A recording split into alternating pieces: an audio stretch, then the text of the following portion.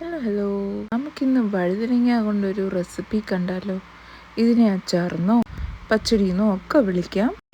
ആദ്യം നമ്മൾ കടായിൽ ഇച്ചിരി എണ്ണ ചൂടാക്കുക. അതിലേക്ക് നമുക്ക് ഈ വഴുതനങ്ങ കട്ട് ചെയ്തത്, ഇത് നീണ്ട വഴുതനങ്ങയാണ്. വഴുതനങ്ങ കട്ട് ചെയ്തതും പച്ചമുളകും കൂടി ഇട്ട് നന്നായിട്ടൊന്ന് വഴറ്റണം. ഇതിലേക്ക് കുറച്ച് മഞ്ഞൾപ്പൊടിയും കൂടി ഇട്ട് കൊടുക്കണം.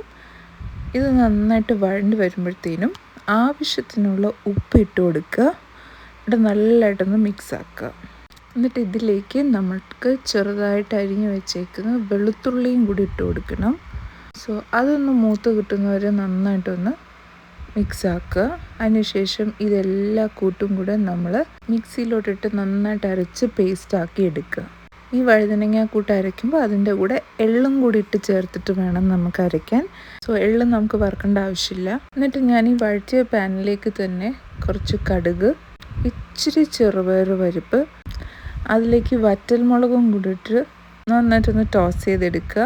ഈ അരച്ച് വെച്ചേക്കുന്ന വഴുതനങ്ങ കൂട്ടിലേക്ക് നമ്മൾ ഈ കടുക് വറുത്തതും കൂടെ ആഡ് ചെയ്ത് കൊടുക്കാം.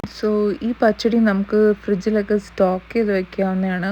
നമ്മൾ എണ്ണ ഒഴിക്കുന്നതനുസരിച്ച് ഇത് കേടുകൂടാണ്ടിരുന്നോളും. 1 വീക്ക് എന്തായാലും കേടുകൂടാണ്ടിരുന്നോളും.